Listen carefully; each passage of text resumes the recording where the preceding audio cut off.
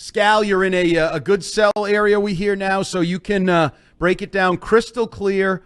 What the hell happened to the Celtics the other night in Game 1? Why did they shoot and miss 45 three-pointers? Is that just who they are, or are you mad about it? I'm mad about it, but at this point, I'm at where it doesn't surprise me for them to have games like this, even though I didn't expect it to happen Game 1. A guy told me a joke. I thought it was pretty good. He's like, the Orlando series, Orlando did whatever they could to take away the three. So the fact that they can get any three that they wanted, it was like a kid in a candy store. They couldn't help themselves. They always say, like, water finds its level. Yep. Well, with all the threes that they couldn't take in the Orlando series, they felt like they could get them in the Knicks series. So I don't really have an answer. I don't think it was good basketball. I thought it was uninspiring and all the things. But, I do think this team has shown us before that they always give, like, this one game where they can just throw it away, and then they seem to be a team that backs it up after their one bad mulligan. Okay, so let's just pretend for a second, Scal, that instead of the Celtics not taking it to the rack, not trying to get Brunson and Cat in more foul trouble, taking too many threes, let's just imagine all of that isn't the main reason why they lost. Let's just imagine for a second, or suppose that the Knicks did enough to win the game. Is there anything you think that they did in that game that is troublesome for the Celtics that could rear its head again tonight? I thought they, in the third quarter, I thought they did a decent job of running us off the line, even though we still took the shots.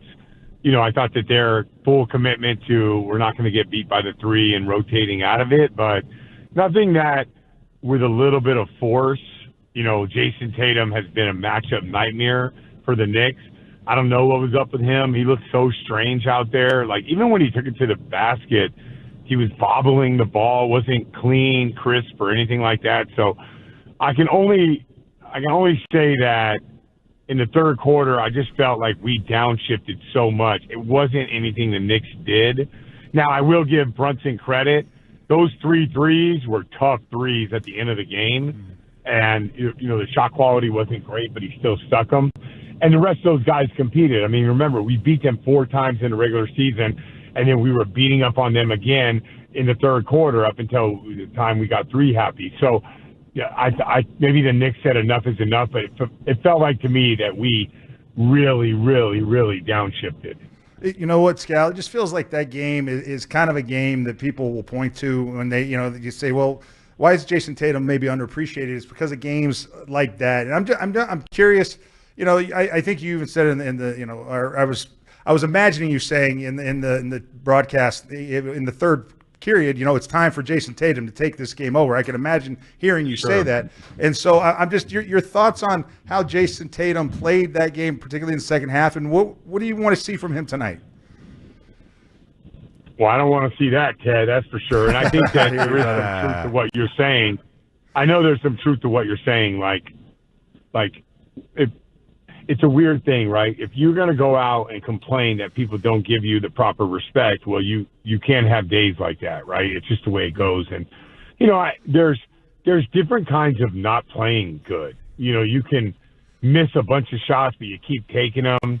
It just wasn't engaged. And he was great. Like, his first quarter, how good was he in the first quarter? And then, it was a weird thing. Even like, Ted, at the top of the key, he'd get the ball and he'd reverse it. Like, that's the play that I make. Like, I reverse the ball, like, not Jason Tatum, right? So it's just like, I agree with everything that you said, but he also has shown us to back it up. And, like, to be honest, he was a beast on the glass. Like, a place on the resume that doesn't get enough attention was, the guy rebounded at a super high level, but it was a strange third for Jason Tatum, no doubt about it. Brian Scalabrine, NBC Sports Boston, here on WEEI Afternoons. Speaking of strange, Kristaps Porzingis had an illness. He was out there at halftime. I know some of the people in the arena, the reporters, were like, oh, I think he's going to play, and then he didn't end up playing the second half. What's up with Porzingis? He didn't have a great series against the Magic. Is he a guy you're still counting on, or is he almost like a forgotten guy now? He's a guy that I expect to play well when he's out there. And And when he plays, he doesn't look sick. You know what I mean? So it wasn't – I mean, I know he was missing shots and stuff like that, but he didn't look lethargic or anything like that. And then, I don't understand – I still don't know what he has, like the illness that he has. I'm not sure what it is. Maybe they don't want to discuss – I have no idea. But it is – I mean, it's a little strange thing. But, I don't know if it's affecting his strength. We're so used to Porzingis getting those matchups.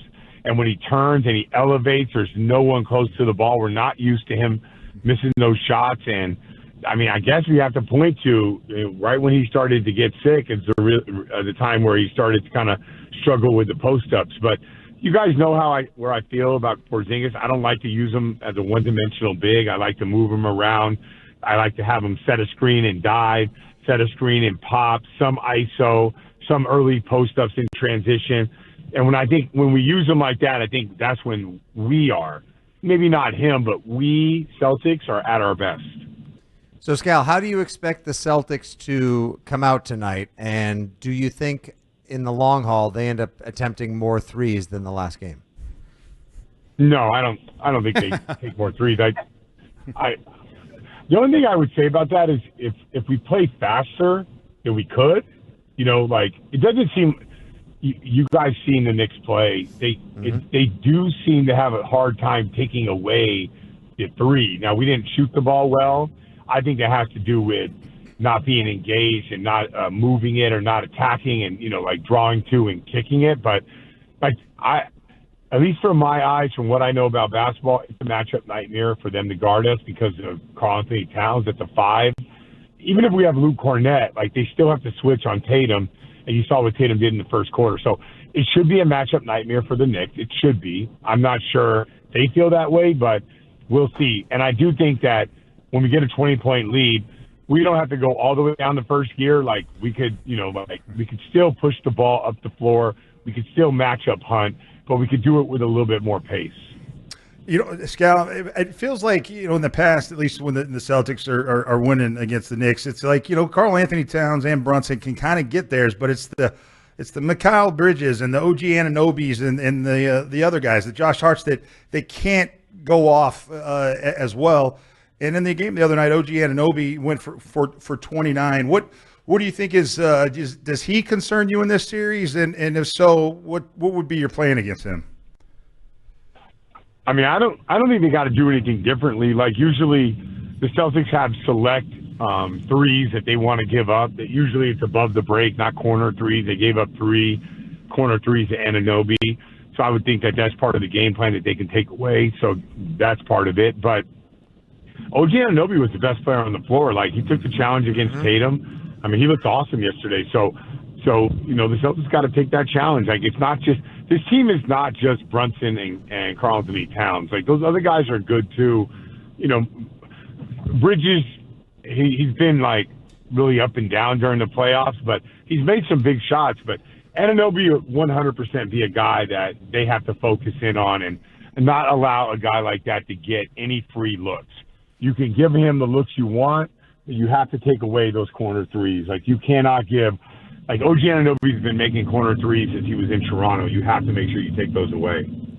Scal, Jaylen Brown had an interesting game one. I thought he was part of sort of a good flow in the second quarter. He was making some of those elbow jumpers in the paint, doing some different things. And then he clearly was frustrated later in the game and then certainly post-game about how they closed out the game. Where do you feel like he's at in terms of that whole leadership thing that we lauded him for last year in the Eastern Conference Finals, the NBA Finals? Do you think he was frustrated the other night, and how do you think he reacts to that? I mean, I think are you alluding to the argument between him and Joe Mazzulla, or well, there was that, and then post game there was the whole we can't just be however he phrased it, jacking up threes and making decisions with the ball. He seemed frustrated, and he seemed frustrated with himself at times defensively a little bit. Yeah, I mean, everyone was frustrated with that game. I think Jaylen Brown is probably the most outspoken on this team. But I'm sure Tatum, White, Holiday, Horford, all those guys were like that. But I think Brown just feels much more comfortable talking about it and, much more comfortable being vocal about it. And he's not wrong. At that situation in the third quarter when he came out, Jaylen Brown can really benefit from all the three-point shooting that we have. He is the best guy on our team at playing off 2 feet. So, I don't know what was discussed in the huddles, but let's say it was discussed, guys, we got to take the ball to the rim.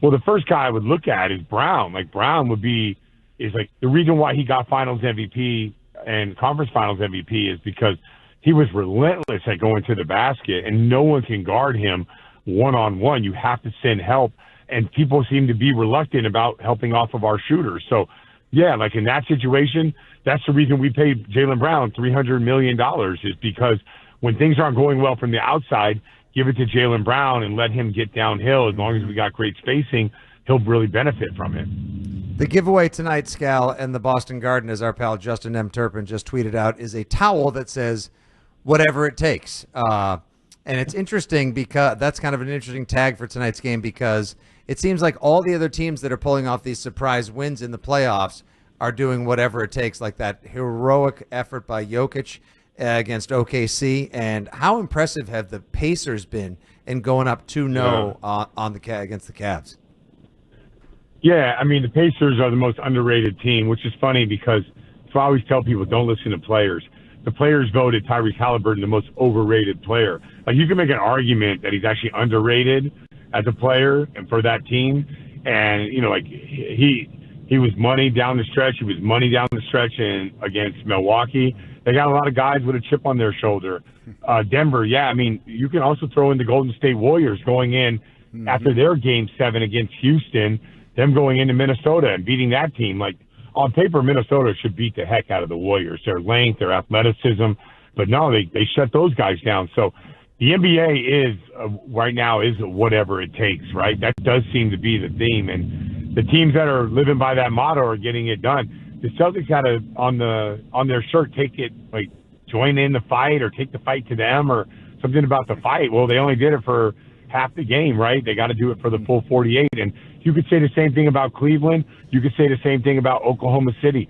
All those teams have been up, and they're not able to close out games. It's a 48-minute game, and people got to realize that in the playoffs.